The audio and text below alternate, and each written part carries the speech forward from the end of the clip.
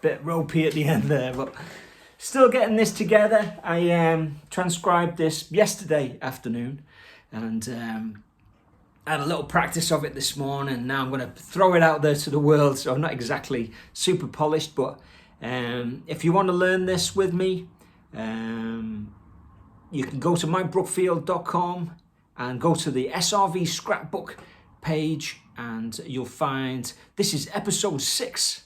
So we've clocked up quite a few already, haven't we? I hope you're enjoying this series. Please let me know if you are, because it will motivate me to keep going. This week I thought I'd check out the famous Austin City Limits performance from '89. Obviously he did it a couple of times. Couldn't Stand the Weather. You know, one of his great tunes. I always loved that tune. Awesome riffs and great soloing. And what was interesting, he uses a fuzz face on it, you know, so he's got a fuzz tone. We haven't done anything with a, you know, kind of fuzz tone. So I'm, usually I just go straight into the Victory V40 here. Just trying to keep pedals out, you know, equipment out of the equation, because it's not about the equipment, you know. If you can play like Stevie, you can play like Stevie. It's a bit like that. But with this tune, it's obvious he's using a fuzz. So I have this velvet fuzz, the Wampler velvet fuzz, which is a really nice fuzz, easy to use. It doesn't do the kind of like spitty breakup kind of thing, but it's just a very musical fuzz, which is good fun to play with. So for this type of thing, it's kind of perfect because it doesn't need to be too crazy. So anyway, I just had a little play through it there. What we can do is we can break it down into a few little sections and go through it. He was really on fire at this point, wasn't he? Because he was sober and he was really on a mission to kind of like just, you know, make the most of his time. And, you know, he was still completely 100% committed every time he played the guitar. You know, the guitar solo on the record isn't massively different. So, you know, he's pretty good like that, Stevie Ray. He comes up with a solo and he uses it live. You know, he doesn't leave everything open like say Clapton. He'll kind of go, you know, he'll just improvise a solo all the time. He might have little structures here and there, but it'd be quite minimal. You'd be surprised at how much, you know, guys like Stevie Ray and guys who followed him like Kenny Wayne Shepherd, they do structure a lot of the solos, and you know, you could argue, is that good or bad? But I think it's actually really good. It means they put a lot of thought into what they're doing, and they're actually, you know, they structured things to fit the music, ideally what they would like to play if they were improvising. And it doesn't take anything away from the heart and soul that's kind of going into the music, you know. Okay, let's check it out, will we? So, okay, so I'm using this Strat. This is a parts caster. A few people have commented on it. It's Warmouth, and I put it together for my 40th birthday 8 years ago. Giving a bit of away there at my age, but I actually had a humbucker on the bridge when I first put it together. But you know, people who follow this channel, they've you'll have seen I put these Bluebird King Tone pickups in, you know, a couple of months ago, and that's kind of like instigated a good bit of this, you know, Stevie Ray Vaughan scrapbook thing. So it's basically a parts caster. It's a light older body, and it's got like a one-piece flamed, you know, super flamed neck there. It's like a 59 big neck on it, and what else is that? It's a really great resonant guitar. It was, you know, it didn't cost that much to put together. I think at the time it was maybe about $1,000 it cost me, because I got it from the States. There was, you know, a bit of import duty involved, and I got my friend John Moriarty to put it together for me. And but it's really kind of stood the test of time for me, even though it's only 8 years old. You know, but it's a guitar that I play all the time. And the paint job on it is done by a friend of ours called Julie Potter. And I went with a kind of like a Parisian theme on it. So you can actually, it's funny when you look at it in the phone, which I'm using here, it does look like a, you know, one of those corners in Paris when you're walking around drinking coffee and all of that kind of stuff. So yeah, really kind of nice guitar to play, and it's kind of my Stevie Ray Vaughan style guitar at the moment. It's permanently in E flat. Let's have a listen to this. So this is at 90%, so it's slightly slowed down. So that first phrase is, there's a lot of all of that stuff going up and down the neck. So he's going, like I said, go to mikebrookfield.com and just print off the tab, you know, and then it saves me having to say 4th string 10th fret, 4th string 12th fret all the time, which is really annoying. You can just kind of, you know, because I'm looking at it, you can look at it as well, and it's all good. So you've got this.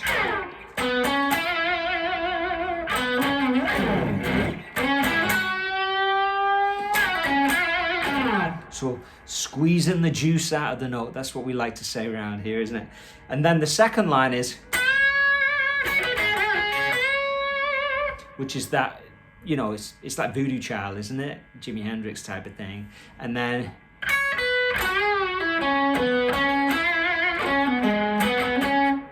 so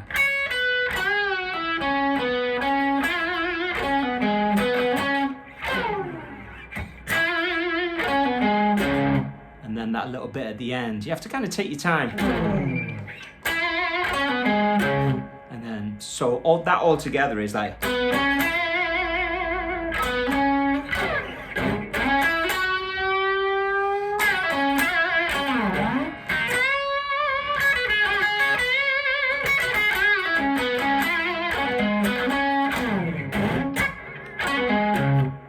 play along with the track.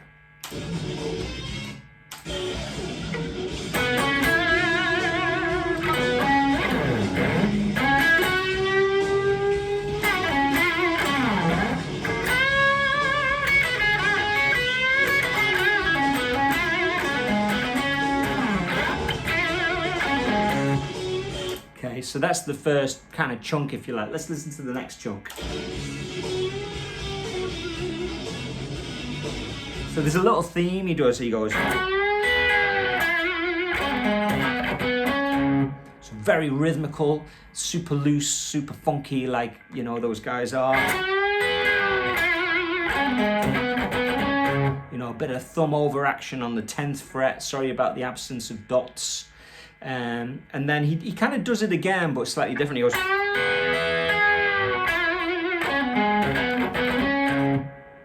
So altogether it's like.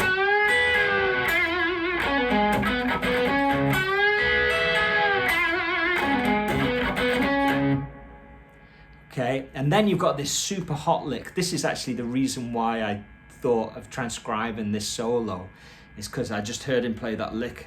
I think I just clicked randomly in and it just popped out. He's like, okay, that's the one. And he goes, actually, let's listen to it.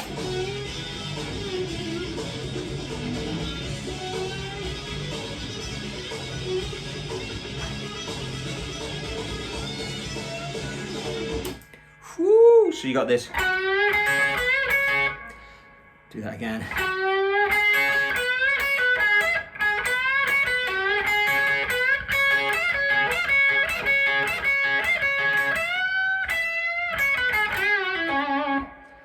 So, you know, I did it quite slow there. So.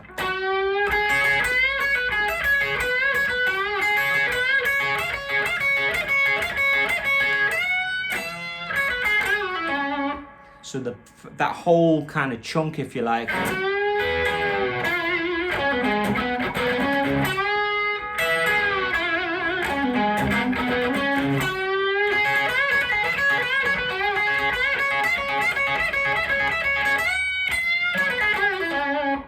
And it's important that you end on your second finger there, because you're going to go to this B. This is the 12th fret, and you're going to go to the B there with your third finger. Let's play along with that little section, will we? Try it again, here we go.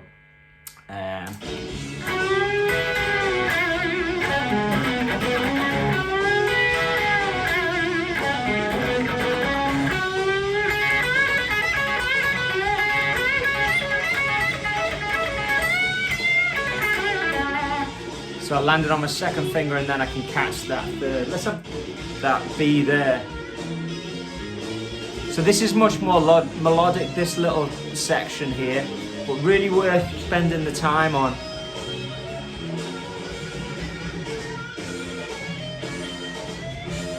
So that's the end of that. I'll play along with it again.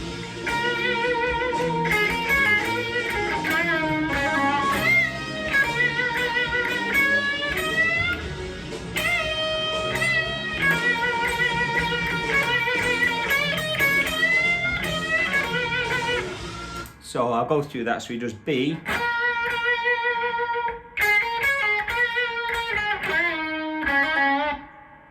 And then.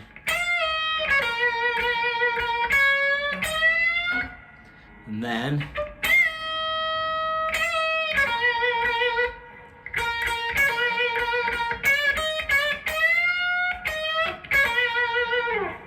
So if you've got the tab in front of you, it's actually pretty straightforward, that, but still requires time. Allow yourself 20 minutes on that section just to really soak it in. Don't bypass it thinking that it's easy, because it's actually, because it's a melodic part, it's actually in some ways requires more attention, because sometimes when you learn a long complicated line, it's kind of, there's a process to it which is slightly easier than learning a melody, you know, and playing melodies is tough on the guitar. You'd be surprised. It's not very rare, but for some guitar players, it's quite rare to play a melody on the guitar. It's either a riff or chords and a solo. So, you know, but I would consider that as like playing a melodic part, you know. If you kind of miss that section out, it's not going to sound like Couldn't Stand the Weather. Then we've got one last little section here.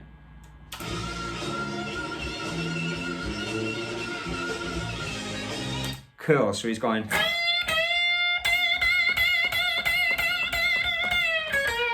So I'm doing that second finger kind of pull down, so.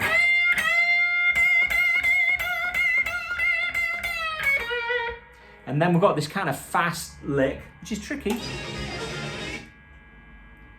I'm going to put that through.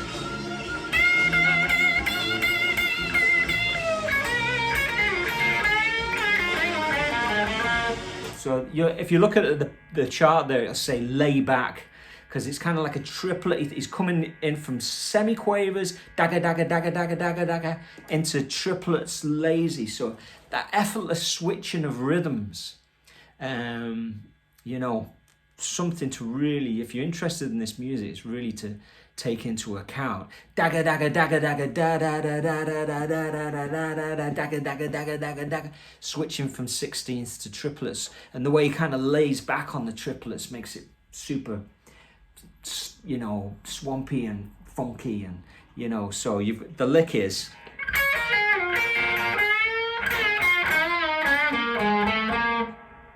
So from the bit before it.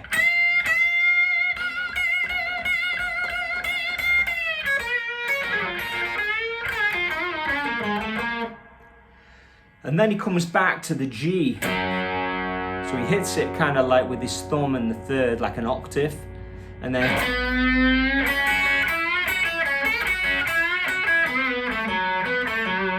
So So it's similar to a lick we did before. He's doing similar combinations of notes.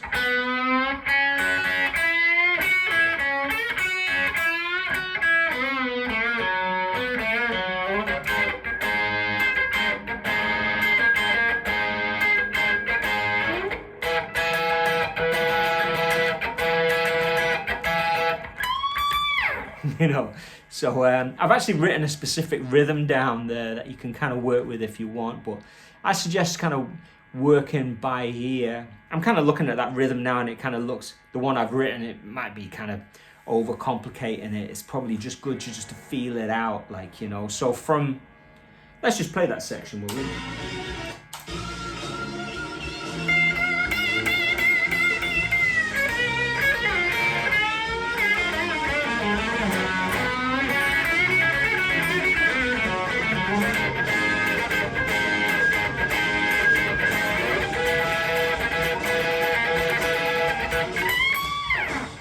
You know, actually getting into that chord is tricky. When and now. So that's the 20th fret, you know.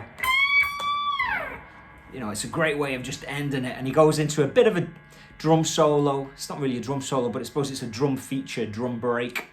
And that's it. You can see I've split that solo up into like 4 sections. I might just have a bit of fun and try playing along with it there, will I?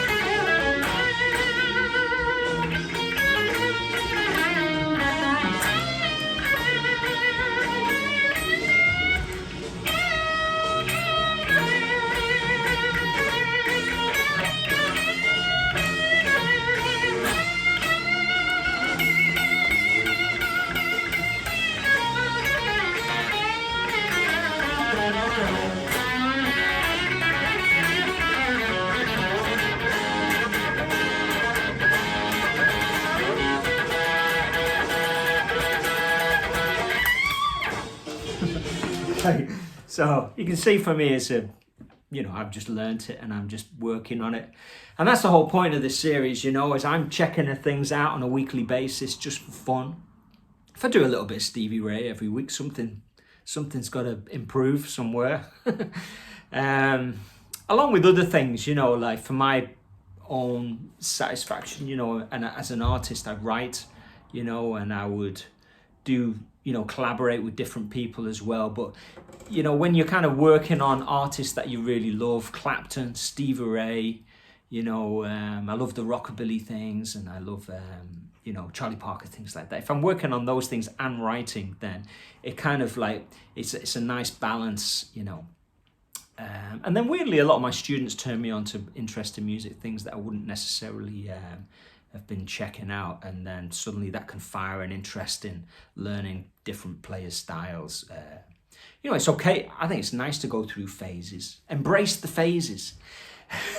Okay, so that's episode 6 of the SRV Scrapbook. That was a good fun one. Again, my fingers are in ribbons after that. I mean, it's very easy to listen to that solo, and because you listen to it and it sounds so melodic, to underestimate the amount of power it takes and accuracy to articulate it. So, you know, I haven't been working on it very long, but I have a good idea of how long it would take to get that under the fingers. And it's not a short amount of time. It's not a day or two or a week or 2 weeks. You got to keep playing these things so they're really in your bones and in your blood, and that could be months, you know. So anyway, go to mybrookfield.com, SRV Scrapbook page, print it off for free, have a lash, and I hope you enjoy it, and I'll see you next week for another one. Please say hello in the comments, subscribe, all of that stuff. We're edging towards our 10K. Maybe we'll get there soon. Let's hope so.